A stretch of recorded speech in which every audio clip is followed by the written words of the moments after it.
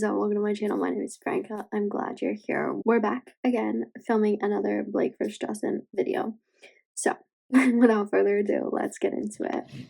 To be clear, none of the named parties touched Lively when not in character, especially not in the manner suggested. While Baldoni and Wayfair clearly agreed that coworkers should respect physical space, Lively's constant confusion of references to her character as played by Lively as opposed to Lively herself became problematic and interfered with production. This was caused in large part by Lively's persistent desire to direct and inability to accept direction. For example, her allegation that Baldoni inappropriately called her sexy was in fact a reference to a scene where everyone was wearing onesies, but Lively was covering her onesie with a big coat. Baldoni, her director, asked that she take off the big coat so that her onesie would be visible in the scene. Baldoni said it will be hot, as it was 90 degrees in the small bar with no air conditioning. Lively mischaracterizes this in her complaint as Baldoni referring to her personally as hot, using the slang meaning of the term. Given that Lively herself had earlier expressed to him that she wanted her character's wardrobe to be sexier, Baldoni encouraged her to accept direction by saying it's sexy, meaning that without the big coat,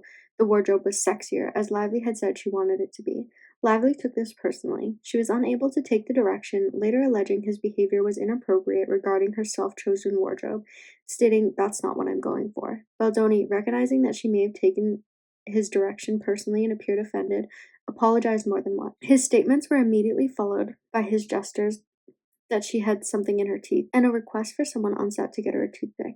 This exchange, all of which is captured on camera, demonstrates how ludicrous and deliberately malicious Lively's allegations are. While on the other hand, Lively accuses Baldoni of making comments about her appearance. On the other, she made a derogatory comment about Baldoni's appearance, telling him he should probably undergo rhinoplasty, a nose job, something Baldoni has publicly expressed insecurities about, and has discussed on an episode of his podcast Man Enough, exploring the topic of body dysmorphia. Lively's comment about Baldoni's nose is also captured on camera. Baldoni, rather than writing down a list of grievances against Lively, brushed it off and moved on with the scene. Baldoni's sincere dedication to what he has repeatedly described as holding himself accountable as a man was being used against him, just as Lively is attempting to do now, to characterize his sensitivity to her personal reaction to his creative direction, but well-intended, is malicious. To then share this knowingly false characterization with the New York Times for publication months before filing any formal complaint, then waiting nearly 2 weeks to file the complaint with this court, thus depriving him of the opportunity to engage in discovery before the damage is done, is inexcusable. Despite the flawed factual premise underlying Lively's demands, in the face of Lively's refusal to return to work, Wayfair agreed to the condition. When Baldoni was faced with this demand, he was utterly confused. By the time Lively and Baldoni were developing their intimate scenes together, they had developed a friendly relationship and were communicating often over text message. Lively felt comfortable expressing herself and appeared to do so freely. She took photos of Baldoni holding and comforting her newborn in her home. Baldoni filmed her uncontrollably laughing with him as they rehearsed late into the evening, often delirious and with exhaustion. Nothing about their interactions suggested Lively was uncomfortable around Baldoni. Though confused by this demand and denied the opportunity to revise the return to production demands to make them factually accurate and less misleading, Wayfair had no choice but to sign the document and did so knowing no such instances had occurred. Later, Lively references in her complaint instances that were shockingly mischaracterized and in no way inappropriate or unprofessional. For example, in response to a proposal from intimacy coordinator that Baldoni's character not orgasm after he sat aside Lily, Lively remarked, "I'd be mortified if that happened to me," personalizing the character's sex acts. Baldoni, following Lively's lead in what he understood to be an attempt to connect with and develop their characters, remarked that those have been some of the most beautiful moments between himself and his wife. Then they moved on. In another instance, as Lively and Baldoni were developing their scenes, Lively said, "I don't want it to look like corn," and offered up that she had never seen corn in her life. A very personal fact. Baldoni complimented her and said that's wonderful, because unfortunately he was first exposed to it when he was 10 years old, and struggled with a corn addiction for a period of his life. He writes openly about this in both his books, Boys Will Be Human, written for young boys, and Man Enough, written for men, addressing pornography as a societal problem. Anyone who knows or has done any research on Baldoni would have knowledge on this, and it can in no way be characterized as inappropriate, especially after opening the door to the discussion by disclosing something highly personal. At every turn, Baldoni was entrapped. Moreover, Heath, who had nothing to do with this exchange and has never had a corn addiction or even mentioned corn in Lively's presence, was falsely and knowingly lumped into this accusation. Lively continued with an outrageous and unknowingly false suggestion that she was showing pornography or naked images of Heath's wife on set. This allegation knowingly and maliciously represents an instance when, in connection with the birthing scene, Heath, at the director's request, attempted to show Lively a video that demonstrated the director's vision for the scene. This video, which ultimately was not shown to Lively, even though she stated she'd like to see it later as she was eating, is by all accounts beautiful. Since Lively wanted to see it later, what she saw was the first image at the start of the video, which shows Heath's wife, himself, and their baby after his wife gave birth at home, a natural birth or home birth. To characterize this image that captures such a beautiful moment with their newborn, shared with the consent of his wife for the purpose of the film, as a naked photo or worse, corn, is deplorable. Nonetheless, Lively did not object and asked to see the video after she ate, having managed to convince the director to write and shoot the scene according to her specifications. These brief exchanges were distorted beyond recognition in the 17-point list of return to production demands that Lively served on Wayfair. Still, without conceding that anything remotely inappropriate had happened, Wayfair agreed to this condition so that they could resume production. The suggestion that this ever happened is illogical and categorically false. No one would or did enter Lively's trailer without knocking first and asking permission. More than once, Lively invited Baldoni, Heath, and other producers into her trailer so that she could multitask, understandably balancing motherhood with her work obligations. Regrettably, while accommodating Lively, Baldoni and Heath were led into situations that would later be characterized as harassment. Lively herself invited Baldoni to her trailer to work on lines while she pumped breast milk. Lively regularly breastfed in front of Baldoni while they had meetings. Heath was invited into her trailer for a meeting at her request while she was having makeup removed from her collarbone because she was not able to meet at another time. Her nanny, makeup artist, and assistant were present, and Lively was not topless, as she claims elsewhere, but was fully covered.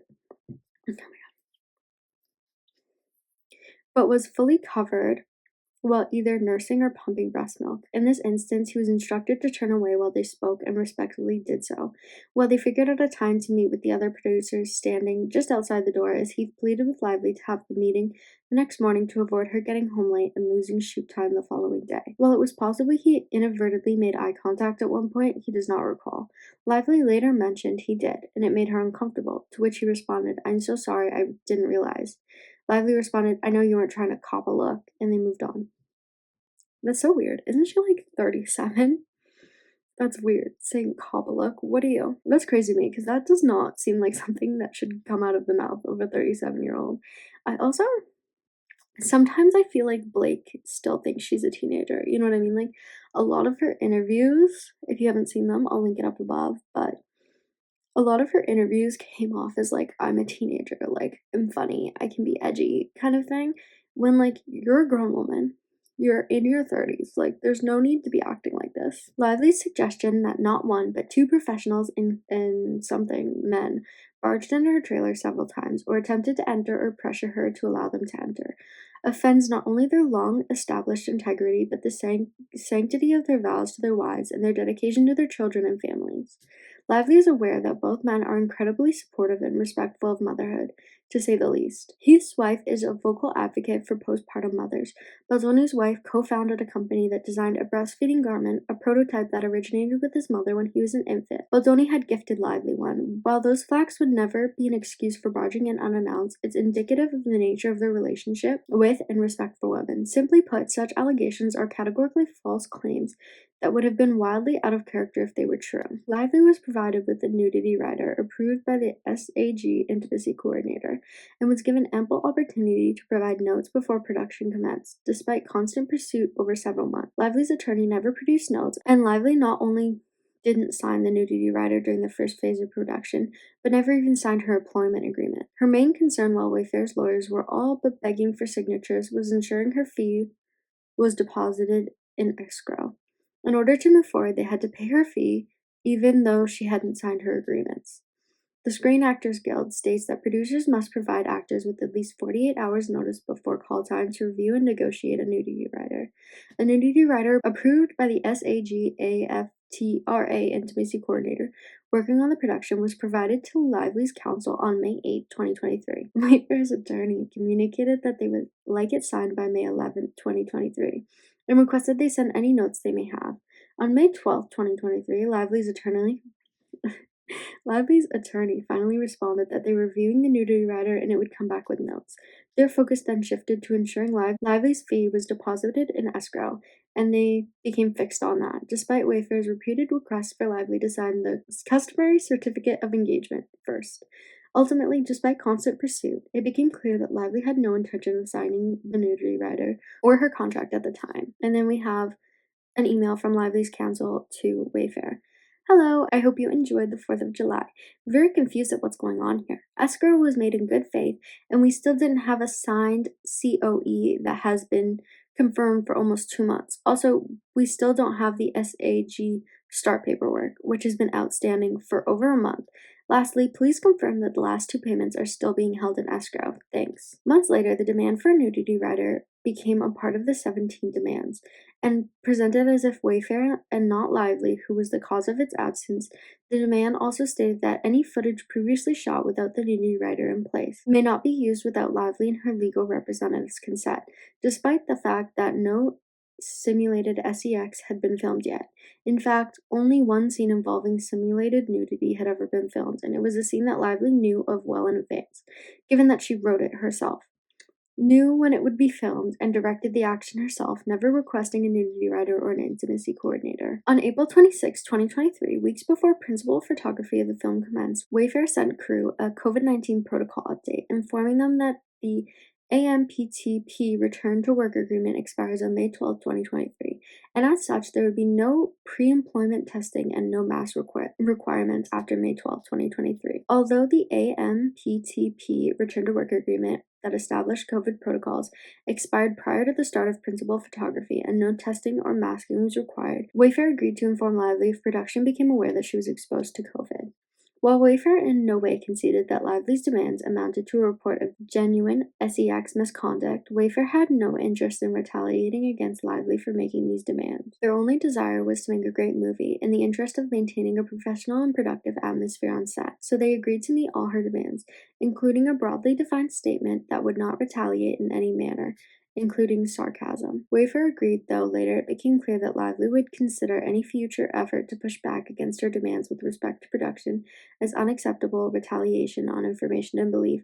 This demand was included to safeguard Lively not from retaliation but to secure her place as leader of the film, with the threat of claims of retaliation if Wayfair or Baldoni pushed back. Wayfair agreed to the concept of having Sony representative on set whenever Lively was on set, though it gently pushed back on the idea that it would always be Angie Giannetti, who might occasionally have other pressing work obligations. Overall, however, Wayfair agreed. Wayfair pointed out that the additional expense and the contractual implications of hiring an additional producer would have been detrimental effects on the production. In the end, Wayfair agreed, as it would cost production more if Lively refused to work. Todd Black, suggested by Sony and approved by Lively, was ultimately brought on as additional producer. While disagreeing with the suggestion that any producer did not have appropriate and customary authority to actively supervise the production in their capacity as producer, Wayfair agreed to this term. Any third-party producer was already empowered to do so. Despite not requesting this as the contract negotiation phase, Lively's pre-approved stunt and body doubles were fully acceptable to Wayfair, and so they agreed, despite the fact that an additional and unplanned expense to the film. Ultimately, no body doubles were used in the film at Lively's request. Lively and Baldoni displayed a courteous and professional relationship throughout Phase 2 of production. This was an overstep, an attempt to expand Lively's right into her own nudity rider, to assert control of the nudity rider of another actor, the actor portraying young Lily. While seeing this as infringing on the young actor's independent right to her own nudity rider, Wayfair once again was forced to agree, while informing Lively that young Lily had already filmed her intimate scenes pursuant to her own nudity rider. This point appeared to relate to Lively's misleading claim that Baldoni inappropriately cast a personal friend to play the obstetrician during Lively's birth scene. Baldoni casting an experienced actor who happens to be a friend is no different than casting Lively's sister, who was cast because she is Lively's sister. The actor portraying the obstetrician is an award-winning Shakespearean-trained actor with an MFA in acting from UCLA. And in addition to appearing on numerous hit television shows, had toured nationally with the Tony Award-winning acting company and attended Oxford's acting program on full scholarship. His accolades and performances speak for themselves. Lively's current complaint states that she was alarmed when Baldoni introduced him as a friend and allowed him to play this intimate role, in which the actor's face and hands were in close proximity to her nearly nude genitalia. Emphasis added. Categorizing the experience as invasive and humiliating, it is Lively's suggestion that a highly trained and experienced actor would have an unseemly interest in being in close proximity to her nearly nude genitalia, which, as previously established, was not nude or exposed. That is inappropriate, invasive, and humiliating to the actor. To reiterate, Lively knowingly made a false statement that only a small piece of fabric covered her genitalia during the birth scene. In fact, Lively was wearing briefs during the scene and was covered by a hospital gown, and was wearing a pregnancy suit covering her midsection. This was not in any way a nude or partially nude scene. Once again, Wayfair agreed despite being woefully offended by this accusation. Wayfair understood this request to be a sincere offer to meet and discuss the needs and preferences of Lively and other cast members to ensure comfort and security while filming a movie that dealt with difficult themes. In that spirit, Wayfair readily agreed, believing that an opportunity to discuss concerns openly and to plan resuming production would be welcome. As will be established, Wayfair's good faith belief could not be further from the truth behind this demand. Lively, with the support of her husband, used this demand to justify an ambush of Baldoni and Heath on the eve of the first day of filming in Phase 2 of production. Importantly, Sony, who also had a representative on set, found the 17 requests confusing as well. Sony sent Jamie, an email saying, "Hey Jamie, took a look at this following our conversation. No change in mind from what we discussed last evening. Items 1 through 10, 15, and 17 are basically just yes, of course. Interestingly, I'm surprised that you don't already have a negotiated nudity rider in place, given the subject matter and content in the book, or am I misinterpreting her comment? Items 11 through 13, I'd want to hear more about what is underlying and what she's hoping to accomplish. Respectfully, of course, in the hope that some combination of the studio representative and the empowerment of Alex, presumably, whatever that means again, hope for clarification, might mitigate the need to engage an additional A-level producer. Item 14 is another question mark since it sounds like she approved the engaged stunt double. And item 16, I guess I'm confused about this one as well, why the engagement of day players has found its way on this list. Perhaps some of the upcoming sensitive scenes involve day players, extras, and this is an attempt to manage the perception of their professionalism. Anyway, again, another clarification point. Further, as discussed, overall the tone of the response has been part denying the underlying insinuations/allegations, but doing so in a way that doesn't inflame or escalate further, since most of what's on the list Wayfair is acknowledging/addressing. And of course, any unease on her part is paramount concern to the production, and you are all committed to working with her to ensure that she's comfortable with the planned execution of the next few weeks in order to complete photography, right? Question mark.